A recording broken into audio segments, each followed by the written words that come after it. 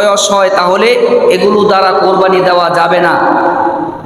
বিশেষ করে এখানে একটা কথা আছে, যদি ভেড়া বা দুম্বা এই পশুগুলা যদি 6 মাস কিংবা 7 মাস কিংবা 8 মাস বয়সই যদি তাদেরকে উপযুক্ত মনে হয়, এমন উপযুক্ত যে এদের দিকে নজর করলে মনে হবে এদের বয়স 1 বছরের মতো হয়ে গেছে, যদি এমন মোটা তাজা শক্তিশালী মনে হয় তাহলে ওই সকল পশু দ্বারা কোরবানি দেওয়া যাবে। কিন্তু শুধুমাত্র ছাগলের ক্ষেত্রে আমরা এই মাসআলাটা অনেকে ভুল করি।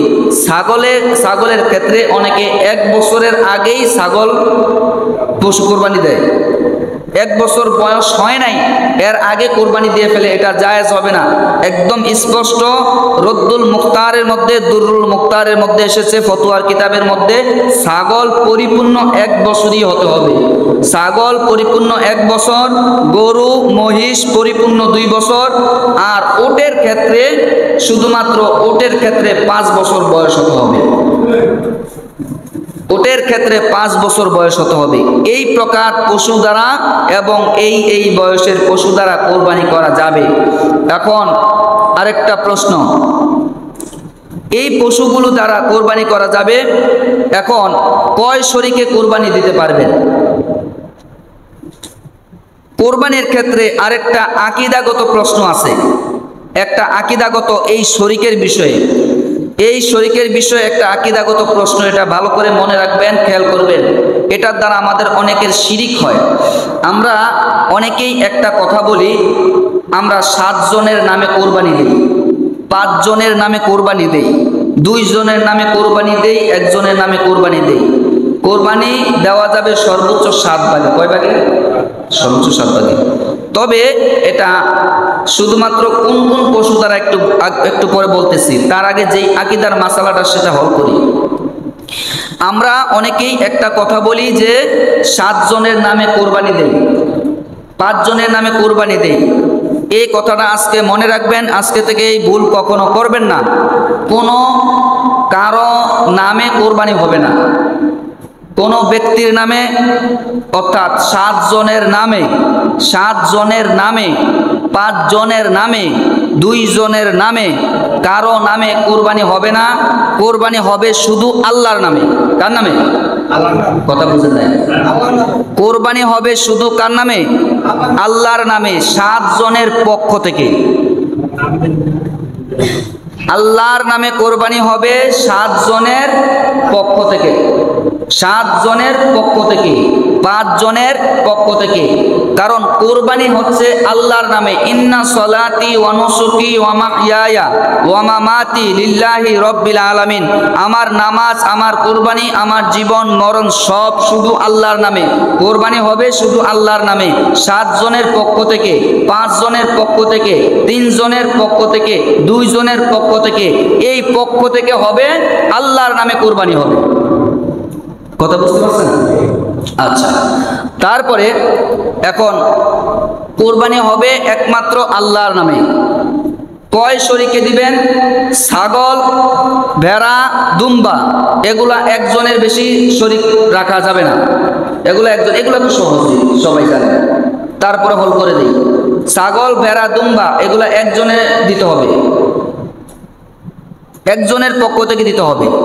গরু, তারপরে মহিষ, ওট ইত্যাদি এগুলা দিতে পারবেন সর্বোচ্চ 7 জনের পক্ষ থেকে। সর্বোচ্চ কয়জনের পক্ষ থেকে? আমাদের দেশে আরেকটা প্রচলিত ভুল আছে, যেটা আমরা মনে করি বিজুর নাম ছাড়া, বিজুর সংখ্যা ছাড়া কোনো কোরবানি হবে না। এটা সম্পূর্ণ ভুল ধারণা। আপনি 4 জনের নামে দিতে পারবেন, আবার 6 জনের পক্ষ থেকে দিতে পারবেন, 4 জনের পক্ষ থেকে দিতে পারবেন, 2 জনের পক্ষ থেকেও দিতে পারবেন। একদম যে 1, 3, 5, 7 এরকম হতে হবে এরকম না।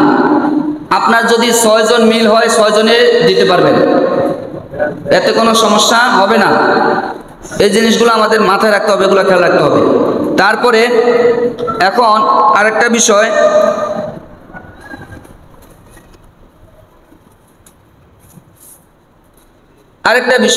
একটা প্রশ্ন আসছে, আরেকটা, মৃত ব্যক্তির নামের পক্ষ থেকে, মৃত ব্যক্তির পক্ষ থেকে কোরবানি দেওয়া যাবে কিনা? মৃত ব্যক্তি মনে করেন আমাদের আব্বা আম্মা বা দাদা দাদি ওনাদের পক্ষ থেকে কোরবানি দেওয়া যাবে কিনা? আমরা অনেকে দেই না এভাবে। হ্যাঁ, এদের পক্ষ থেকে কোরবানি দেওয়া যাবে, এতে কোনো সমস্যা হবে না।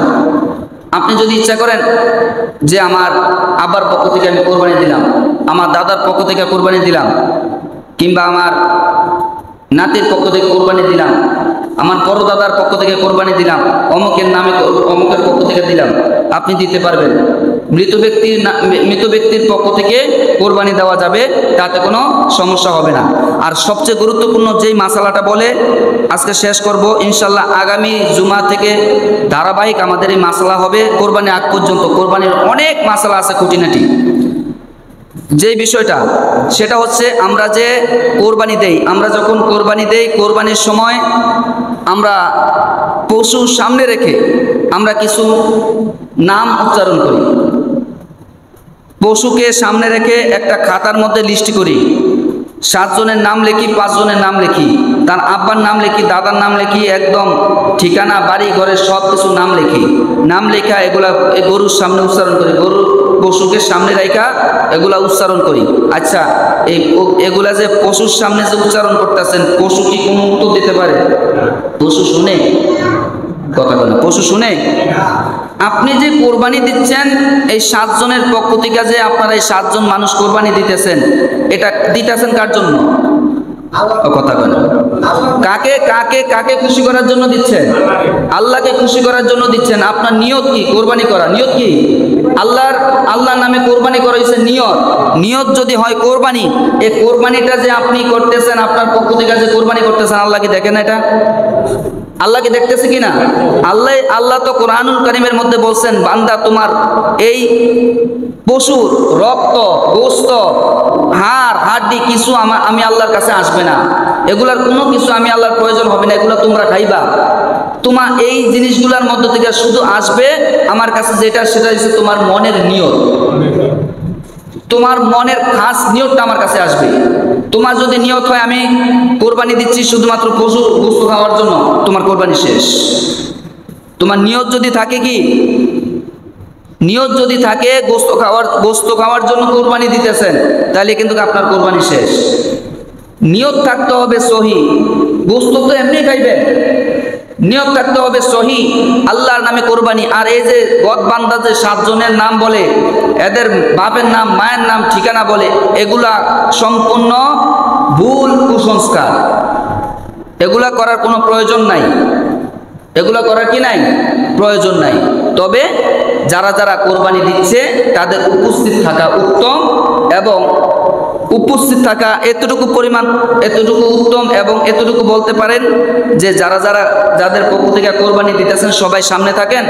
অনেকে যদি আপনি নাম না জানলেন, একটু নাম জেনে নিলেন, কিংবা একটু পরিচয় হইলেন, এতে কোনো সমস্যা হবে না। কিন্তু লিস্টি কইরা এগুলা বাপের নাম মায়ের নাম সবার নাম বইলা এরপরে বলে হুজুর কোরবানি শুরু করেন, এগুলা ঠিক নয়, এগুলা করা ঠিক নয়।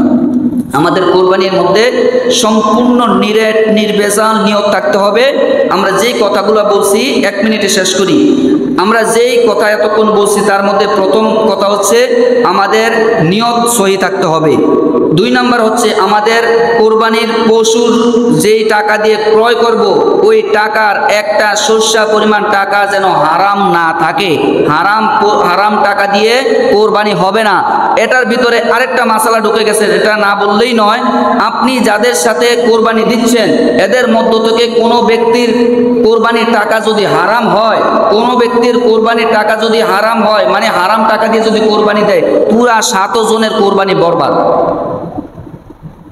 এই জন্য যাদের সাথে কোরবানি দিবেন অবশ্যই আপনি বুঝে শুনে বেছে বেছে কোরবানি দিবেন। এটা হচ্ছে কোরবানি কোনো জানা তেনা জিনিস না। কোরবানি দিয়ে দিলেন, কোরবানি হয়ে গেছে না, বহুত ক্রিটিক্যাল জিনিস। আমরা সারা জীবন সহজ সরলভাবে শুধু কোরবানি দিয়ে আসছি। কোরবানির মাসালা খুব শক্ত মাসালা।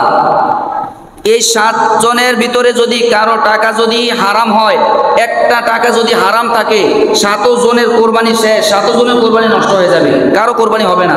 এই জন্য সর্বোত্তম হচ্ছে, একটা হাদিসের মধ্যে আজকে বললাম, সর্বোত্তম হচ্ছে যদি নিজের সামর্থ্য থাকে নিজে কোরবানি দেওয়া, নিজের টাকা দিয়ে নিজে কোরবানি দিয়ে দেওয়া। যদি কারো সাথে সন্দেহ থাকে আপনার তাহলে একটা দুম্বা কিনলেন বা একটা ছাগল কিনলেন বা একটা ভেড়া কিনলেন, নিজে কোরবানি দিয়ে দিলেন, এটাই সর্বোত্তম।